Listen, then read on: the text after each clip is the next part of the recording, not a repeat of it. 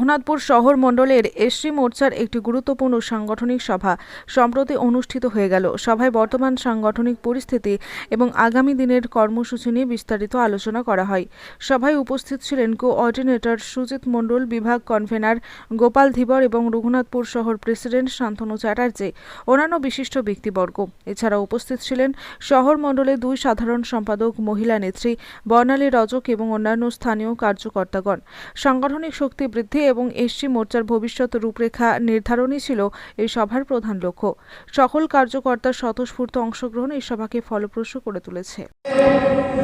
সেই সমস্ত মানুষ যদি হঠাৎ করে অসুস্থ হয়ে পড়ে আমাদের নার্সিং হোমে নিয়ে যাওয়ার কোনো ক্ষমতা বা সামর্থ্য নেই, তার জন্য ভারত সরকার ভারতের প্রধানমন্ত্রী নরেন্দ্র মোদীজি যেই সুযোগটা করে দিয়েছেন বা করে দিয়েছিলেন, সেই সুযোগ থেকে বঞ্চিত করেছে এই তৃণমূল সরকার, চোর সরকার।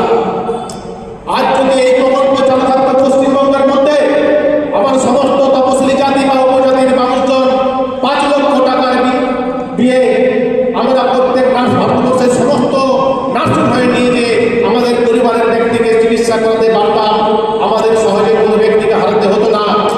এই তৃণমূল সরকার এই প্রকল্প থেকে এইমাত্র পশ্চিমবঙ্গকে দূরে রেখেছে। এটা যদি আমরা সরাসরি প্রধানমন্ত্রী থেকে যে কার্ড করে নিতে পারতাম বা সরকার করে দিত, তাহলে হয়তো আমাদের পরিজনদের, আত্মীয় স্বজনদের আজকে হারাতে হতো না। 3 মাস বাকি ভোট। আমরা আজ 15 বছর অপেক্ষা করে আছি এই শাসন যে চলছে তৃণমূলের, এই শাসনকে কখনোই এটাকে সরানো যায়। আজ 2-3 মাস যদি হাতের সময় আছে, এই সময়টাকে যদি আমরা কাজে না লাগাতে পারি, তাহলে কিন্তু আর সেই সরকার আমরা যাবে না। তাহলে বন্ধু সকলকে আমাদের মিলেমিশে এইটাই শপথ নিতে হবে যে এইবার কিন্তু বিজেপি সরকার থাকতেই হবে। শুধু আপনি এখানে শুনলেন আর বাড়ি চলে গেলেন এটা না, আপনার ফ্যামিলিকেও, আপনার পরিবারের মহিলাদেরকেও বোঝাতে হবে গিয়ে যে না, আমরা বিজেপিকে কেন ভোট দেবো। আজ তৃণমূল 15 বছর কাজ করছে। আপনারা দেখেছেন কেউ পঞ্চায়েতে আছেন, কেউ মিউনিসিপ্যালিটিতে আছেন, কিন্তু দেখেছেন পঞ্চায়েতে বা মিউনিসিপ্যালিটিতে গেলে কেউ ইনকাম সার্টিফিকেট চাইলে ওরা দেয় না।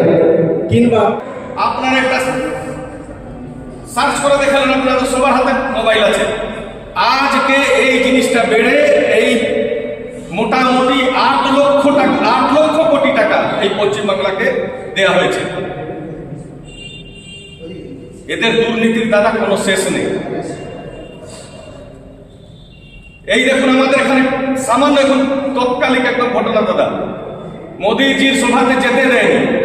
মোদীজিকে যে 1-2 জন মহিলা, 2-4 জন ফুল ছুটছে, তাদের দ্বারা বেছে বেছে ওদের দোকানগুলিতে আগুন লাগিয়ে দিয়েছে। এই প্রথম কদিনের ঘটনাটা বলুন। এই সব দ্বারা আপনারা চিন্তা ভাবনা করে পশ্চিমবাংলাটাকে যাতে আমরা সোনার বাংলা ভাবে তৈরি করতে পারি, ওই মাথায় চিন্তা ভাবনা রেখে আর ঐক্যভাবে আমরা যেমন 2026-এ ভোট দিই এবং আশা করি যে আমাদের পশ্চিমবাংলায় 200% আমরা জিতবো, 200% বিজেপি আসবে আর নরেন্দ্র মোদীর হাত শক্ত হবে। এই বলেই আমি নিজের বক্তব্য শেষ করছি। আমাদের আজ রঘুনাথপুর বিধানসভার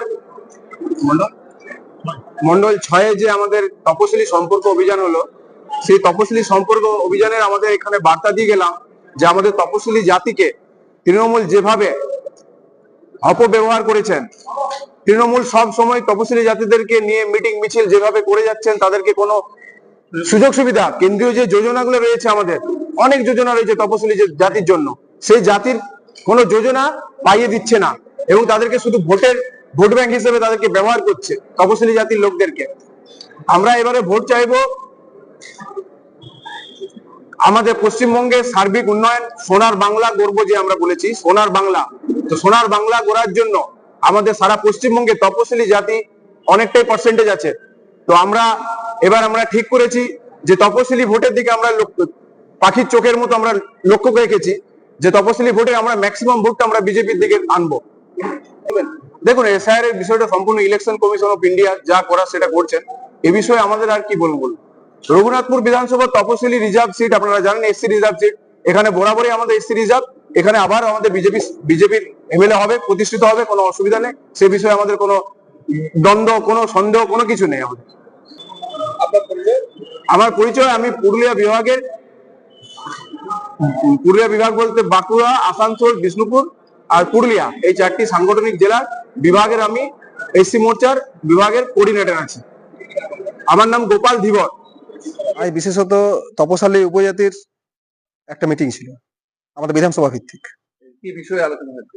ওটা কিভাবে একজোট হওয়া যায়, সামনে তো বিধানসভা নির্বাচন, সে কিভাবে সবাইকে একজোট করা যায় সেই বিষয়ে, বিশেষত তপশালী জাতিকে কিভাবে একজোট করা যায়। কে উপস্থিত ছিলেন? উপস্থিত ছিলেন বিভাগ কনভেনার গোপাল ধীবর মহাশয় এবং কোঅর্ডিনেটর ছিলেন সুজিত মন্ডল মহাশয়। আর কে ছিলেন উপস্থিত? আর আমাদের রঘুনাথপুর শহর মন্ডলের কার্যকর্তা ছিলেন, জেলা নেতৃত্ব ছিলেন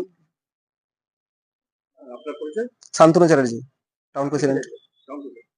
সমীর হোটেল ব্রেকফাস্ট, লাঞ্চ এবং ডিনারের জন্য চলে আসুন সমীর হিন্দু হোটেলে। রঘুনাথপুর বাস স্ট্যান্ড সংলগ্ন স্থানে আমাদের এই হোটেলে রয়েছে হোম ডেলিভারির ব্যবস্থা। স্বাদে ও গুণে অতুলনীয় খাদ্য সামগ্রীতে পরিপূর্ণ সমীর হোটেল থেকে আপনারা পেয়ে যাবেন বিভিন্ন ভেজ ও নন ভেজ ফুড আইটেম। আর দেরি নয়, আজই আসুন।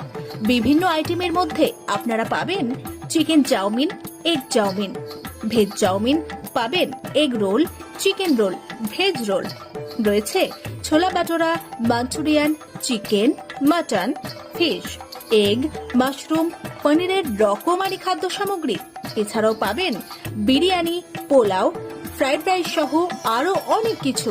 তাই বিভিন্ন ধরনের সুস্বাদু খাদ্যের আস্বাদ গ্রহণ করতে আর দেরি নয়, চলে আসুন সমীর হোটেলে। উল্লেখ্য, এখানে হোম ডেলিভারির সুবিধা আছে। আর এই হোম ডেলিভারির পরিষেবাটি শুধুমাত্র রঘুনাথপুর পৌর এলাকার 13টি ওয়ার্ডের জন্য। আমাদের ঠিকানা সমীর হোটেল, রঘুনাথপুর নতুন বাস স্ট্যান্ডের সামনে। হোম ডেলিভারির মাধ্যমে খাবারের অর্ডার দিতে ফোন করুন আমাদের নম্বরে। আমাদের যোগাযোগের নম্বর 9883051987, এছাড়াও 81590222724।